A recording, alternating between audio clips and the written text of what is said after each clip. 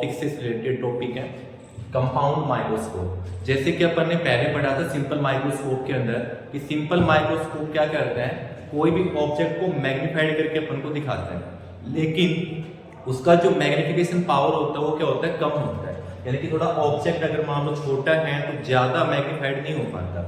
इसके लिए यूज लिया जाता है अपना कंपाउंड माइक्रोस्कोप। और कंपाउंड माइक्रोस्कोप से क्या करते हैं अपन, कोई भी लिटिल ऑब्जेक्ट को हाईली मैग्नीफाइड करके अपन देख सकते हैं। यानी कि it's is use to observing magnified image of tiny objects.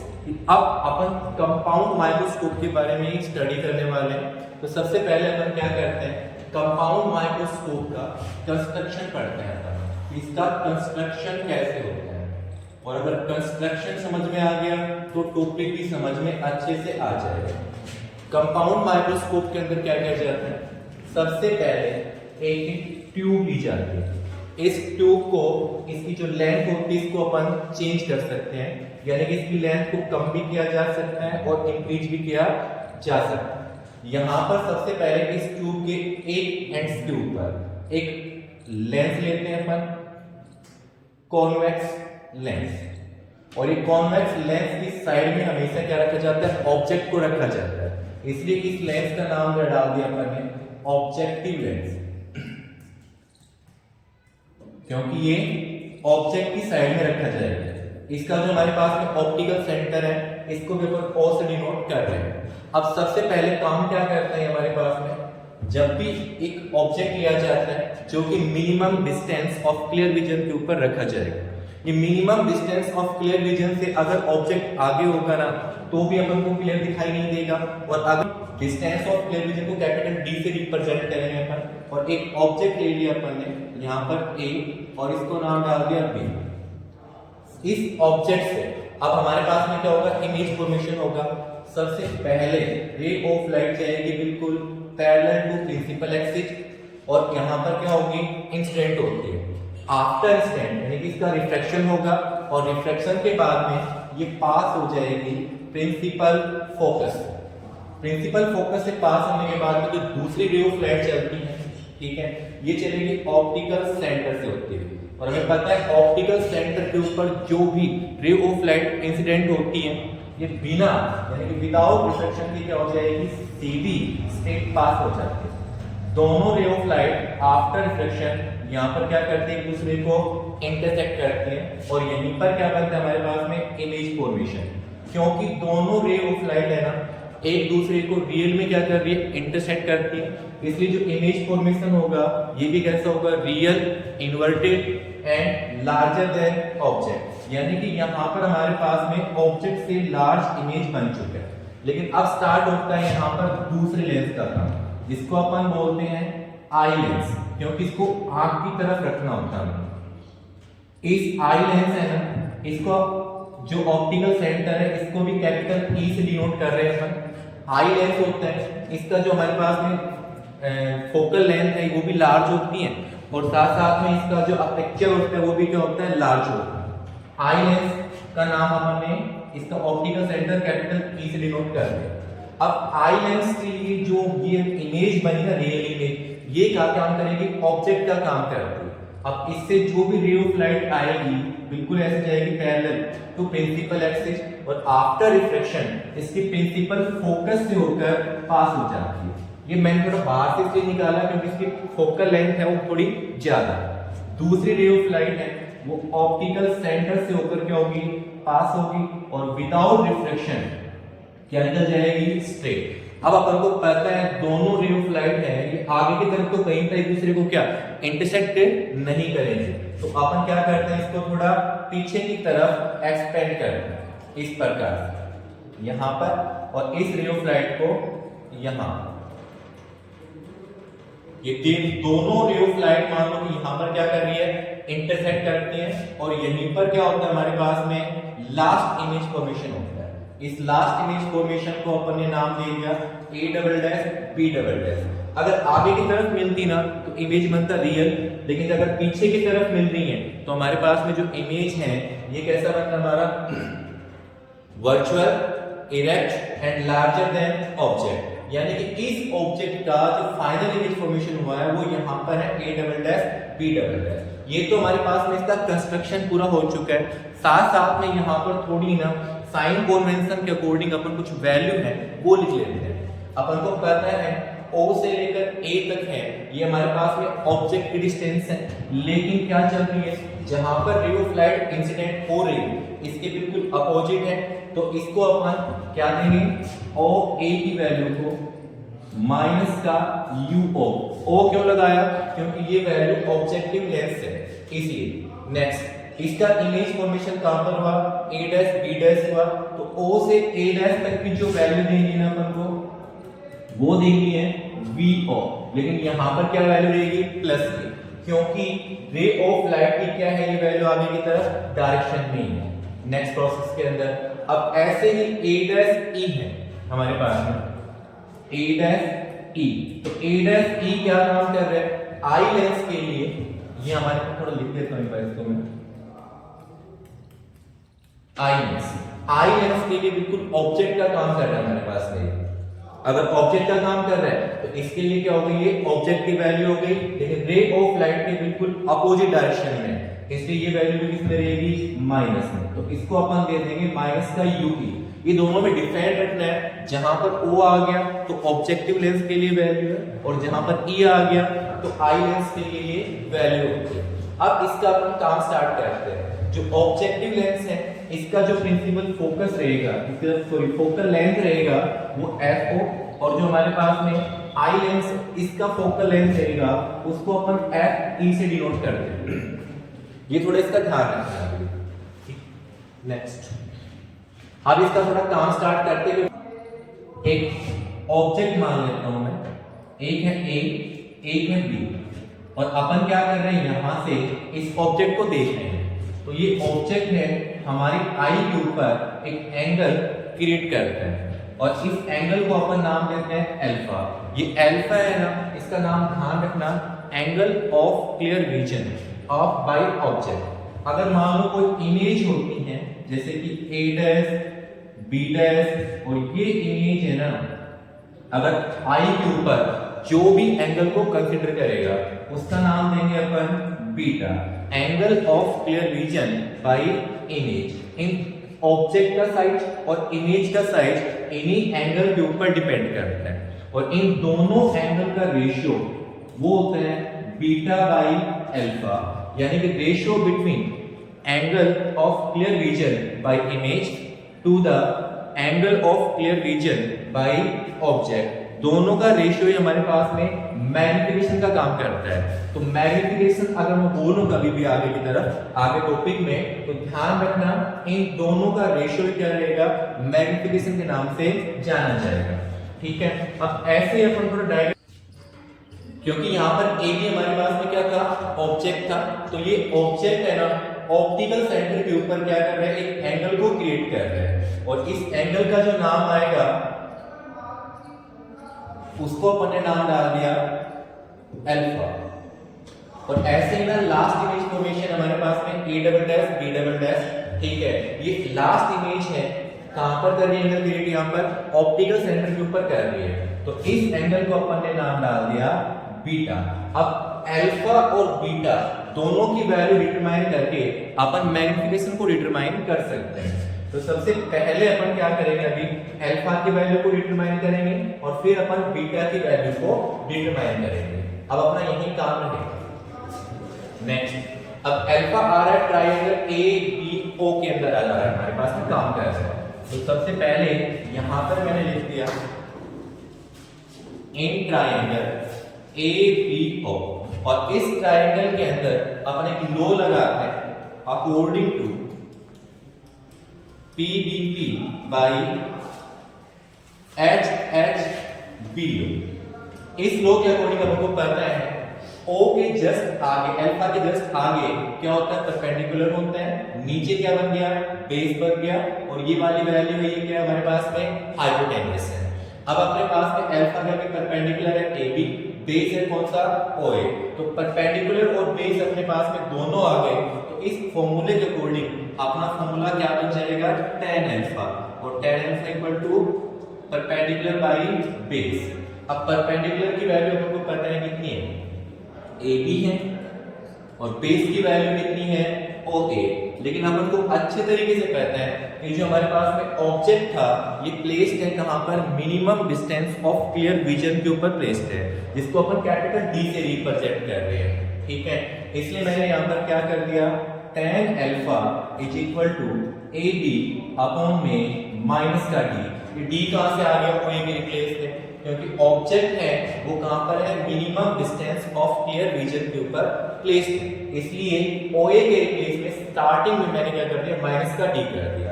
Next procedure के अंदर वी नो दैट अगर ऐसा करें tan alpha is something equal to alpha, then alpha की वैल्यू प्रॉपर्ली अपने पास में कितनी आ गई, AB अपॉन में माइनस D। इसको नाम दे दिया अपन ने इक्वेशन फर्स्ट। अब एज इट इज प्रोसेस से अपन को बीटा की वैल्यू डिटरमाइन करनी है। अब बीटा की वैल्यू डायरेक्ट है ना A dash B dash E में नहीं करनी है, क्योंकि ये तो हमारे पास में फाइनल इमेज फॉर्मेशन नहीं है। जो फाइनल इमेज फॉर्मेशन है वो कौन सी है, A double dash B double dash E है। तो इसी ट्रायंगल के अंदर फाइनल इमेज फॉर्मेशन से बीटा की वैल्यू को डिटरमाइन करते हैं। तो सबसे पहले अपन ने काम किया, in triangle A double dash B double dash E, इस ट्रायंगल के अंदर भी कौन सा लो हमारे पास में, वही according to perpendicular by sorry PBT by HHB law वाला काम करेंगे। तो यहां पर मैंने लिख दिया according to PBT by HHB law. इसी लो के अकॉर्डिंग इसमें काम कर रहे हैं अपन। थोड़ा मैं आपको डायग्राम क्लियर बड़ा करके दिखा देता हूं एक बार इसको। ये देखो, क्योंकि हमारे पास में A dash B dash E final image formation नहीं थी, अपन ने final image formation A double dash B double dash E के अंदर काम किया, जहां पर अपन को बीटा की वैल्यू को डिटरमाइन करना है। तो इसमें देखो बीटा के जस्ट आगे A double dash B double dash तो क्या बन गया, परपेंडिकुलर, और नीचे A डबल डैश E ये बन गया हमारे पास में बेस। अब इसी के अकॉर्डिंग अपन काम करते हैं यहाँ पर। तो बीटा की वैल्यू को प्रॉपर्ली क्या करेंगे अपन अभी यहाँ पर, अभी tan बीटा, और tan beta equal to A double dash B double dash upon में A डबल डैश E। बस क्या काम किया मैंने, परपेंडिकुलर बाय बेस वाला काम किया है यहाँ पर। नेक्स्ट tan बीटा है वो समथिंग इक्वल टू बीटा कर लेते हैं अपन, देन बीटा की वैल्यू प्रॉपर्ली आ गई A double dash B double dash A double dash E। इसको नाम दे दिया इक्वेशन सेकंड। अब थोड़ा आगे की तरफ काम करते हैं, क्योंकि बीटा की प्रॉपर वैल्यू ना तो अपने पास में A double dash B double dash की वैल्यू है, ना ही अपने पास में A डबल डैश E की वैल्यू है, कि final image formation I lens से कितनी डिस्टेंस के ऊपर हुआ है। तो इसी के बेस के ऊपर काम करते हुए अब अपन थोड़ा काम करते हैं। एक ट्रायंगल बन रही है यहाँ पर A double dash B double dash E, और एक ट्रायंगल बन रही है A dash B dash E। ये दोनों ट्रायंगल के अंदर काम करते हैं अपन यहाँ पर अभी। तो मैंने यहाँ पर लिख देता हूँ एक बार में,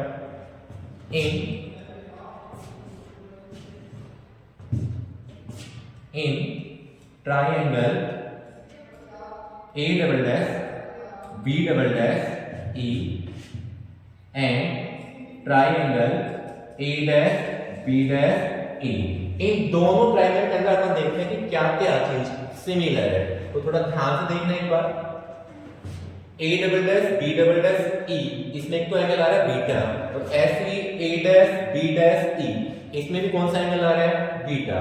दोनों में बीटा कौन सा एंगल बन रहा है, कॉमन एंगल बन रहा है। तो एक तो बीटा इक्वल है दोनों के अंदर, और दूसरी बात देखो यहाँ पर एक बार, एक एंगल बन रहा है B dash A dash E यहाँ पर, और एक एंगल इसमें बन रहा है B double dash A double dash E, ठीक है।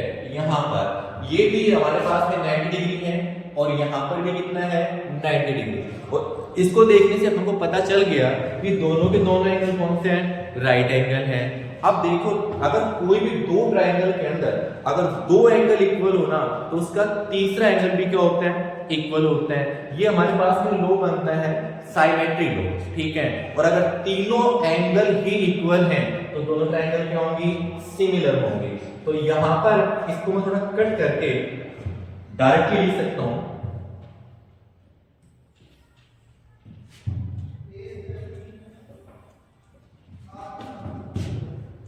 कि triangle A double dash B double dash E similar होगी triangle A dash B dash E. ठीक है, इससे पहले यहां पर डाल देना वी नो दैट, एक्सप्लेन करने की इसको नीड नहीं पड़ेगी। ठीक है, नेक्स्ट ये हमारे पास में ट्राइंगल दोनों सिमिलर हैं और अपन को याद रखना है लो ऑफ सिमिलरिटी। ये लो ऑफ सिमिलरिटी क्या बोलते हैं कि अगर दो ट्राइंगल सिमिलर हैं सिमेट्रिक लॉ के अकॉर्डिंग तो क्या परपेंडिकुलर के अपॉन में तो क्या हो जाएगा परपेंडिकुलर, बेस के अपॉन में बेस और हाइपोटेनस के अपॉन में क्या हो जाएगा हाइपोटेनस हो जाएगा। जैसे कि सबसे पहले इसका परपेंडिकुलर कौन सा है A double dash B double dash E का A double dash B double dash है, इसका परपेंडिकुलर कौन सा है ए डैश बी डैश है। तो दोनों के इसके परपेंडिकुलर और इसका परपेंडिकुलर, परपेंडिकुलर बाय परपेंडिकुलर और फिर बेस बाय बेस। जैसे कि मान लो इसका बेस ये हो गया हमारे पास में और इसका बेस ये वाला हो गया। ठीक है, तो बस यही काम कर रहे हैं दोनों ट्रायंगल के अंदर अपन को अभी। इसलिए तो अकॉर्डिंग टू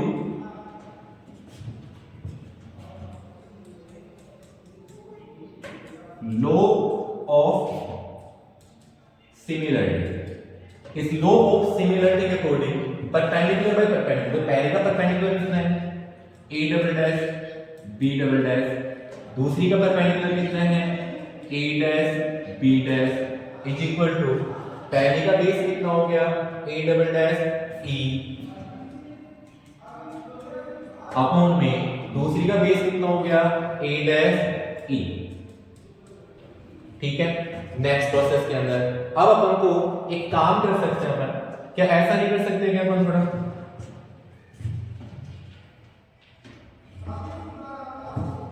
ये ए डबल डैश ई को नीचे लाऊं और A double dash B dash को ऊपर ले जाऊं, एक्सचेंज तो हो ही सकता है हमारे पास में। तो यही काम कर रहे हैं अपन आगे इसका A double dash B double dash upon में A double dash E equal to A dash B dash upon में ए डैश ई। ठीक है, अब इस इक्वेशन में बेसिस सेकंड के अकॉर्डिंग अपन को पता है कि वैल्यू कितनी आएगी A double dash B double dash upon A double dash E, beta equal है कि नहीं है। ये A double dash B double dash upon A double dash E की वैल्यू को इक्वेशन सेकंड के अकॉर्डिंग यहां पर अपन पुट कर देते हैं। तो वैल्यू जैसे ही पुट करेंगे तो अपन को पता चलेगा कि बीटा की वैल्यू कितनी आ गई ए डैश बी डैश अपॉन में ए डैश ई, इसको नाम दे दो इक्वेशन थर्ड। अब अपन को निकालना है अपने पास में टोटल इसका मैग्निफिकेशन, क्योंकि अपने पास अल्फा भी आ चुका है और बीटा भी आ चुका है। अल्फा और बीटा की वैल्यू आने के बाद में अपन को पता है due to definition of magnification कितना आया था n equal to beta by alpha, ये अपन पहले ही इसका क्लियर कर चुके हैं। दोनों की वैल्यू को इस इक्वेशन में पुट कर दोगे यहां पर, बीटा की वैल्यू और अल्फा की वैल्यू।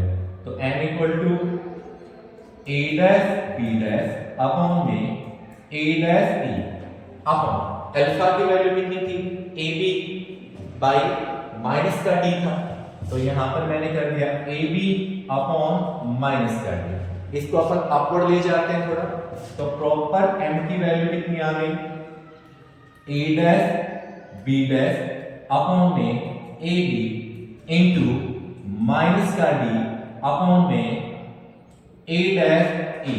अगर कोई दिक्कत नहीं है ए डैश ई को अपन थोड़ा आगे की तरफ भी तो कर सकते हैं, ये थोड़ी ना है प्रॉपरली हाँ इसको ही ऊपर ले जाएंगे अपन, ये एक्सचेंज अपन कर सकते हैं।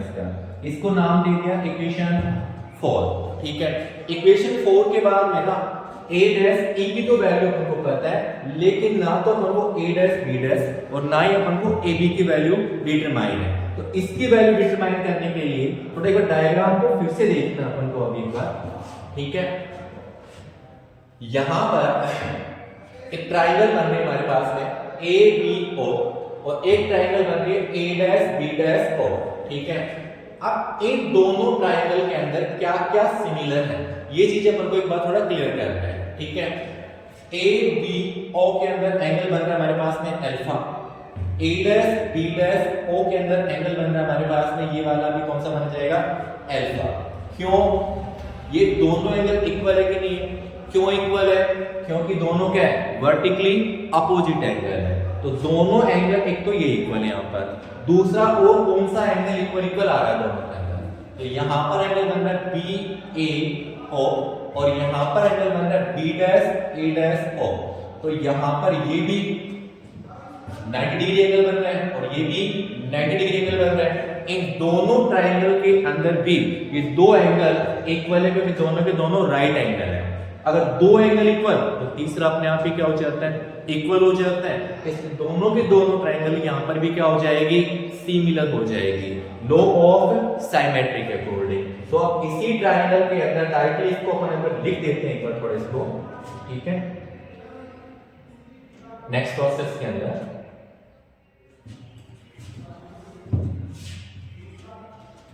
we know that triangle ABO similar होगी triangle A dash B dash O, ठीक है। ये हमारे पास में लॉ ऑफ सिमेट्री के अकॉर्डिंग का बन गया है और वो ही according to law of symmetry, तो लॉ ऑफ सिमेट्री के परपेंडिकुलर बाय परपेंडिकुलर और बेस बाय बेस हो जाएगा हमारे पास में। तो पहले का परपेंडिकुलर कितना है, A डैश B डैश मान लेते हैं इसका परपेंडिकुलर। दूसरी का परपेंडिकुलर कितना है, AB इक्वल टू पहले का बेस कितना है, OA डैश और दूसरी का बेस कितना है, OA। अब अपन को पता है A dash B dash upon AB है, इसकी कोई वैल्यू है क्या अपने पास में, ये रही इक्वेशन 4 के अंदर। ये दोनों उसकी वैल्यू को अपन इक्वेशन 4 में पुट कर देते हैं। तो 4 में पुट करेंगे तो m इक्वल टू कितना हो जाएगा, O A डैश अपॉन में OA इनटू में माइनस का D अपॉन में A डैश E, इक्वेशन 5। और इक्वेशन 5 के बाद में अब अपन को सारी की सारी वैल्यू ऑलरेडी पता है, जैसे कि अपन स्टार्टिंग में इसको लिख लिया था। देखो यहाँ पर OA की वैल्यू है, OA डैश की वैल्यू है, A डैश E की वैल्यू है। तो ये सारी की सारी वैल्यू इस इक्वेशन 5 में क्या कर देंगे अपन, पुट कर देंगे। तो वैल्यू पुट करो, तो पुट करने के बाद में A डैश की वैल्यू तो हो गई VO, यानी कि M equal to VO upon में नेक्स्ट दूसरा क्या था हमारे पास में, OA था। तो OA की वैल्यू कहां पर होगी हमारे पास में, माइनस का U इनटू माइनस का D है ऑलरेडी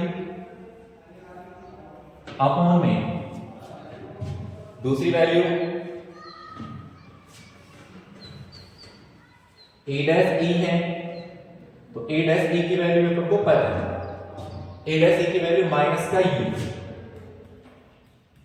अपवर्ड भी माइनस डाउनवर्ड भी माइनस। तो ये वाला माइनस तो क्या हो गया, कट हो गया और इस माइनस को क्या ले लेंगे अपन, थोड़ा आउटर। तो m इक्वल टू माइनस का VO अपॉन में UO इनटू D अपॉन में UE और इसको नाम दिया डाल दिया इक्वेशन 6। यही है हमारे पास में मैग्निफिकेशन ऑफ कंपाउंड माइक्रोस्कोप। अब आपको ये पता होना चाहिए कि जो VO है ये क्या है, ऑब्जेक्टिव लेंस से और इमेज की डिस्टेंस हमारे पास में। UO है ये क्या है, ऑब्जेक्टिव लेंस से ऑब्जेक्ट की डिस्टेंस है। D क्या है, minimum distance of clear region है। और UE क्या है, आई लेंस से ऑब्जेक्ट की डिस्टेंस है। और M क्या है, मैग्निफिकेशन ऑफ कंपाउंड माइक्रोस्कोप।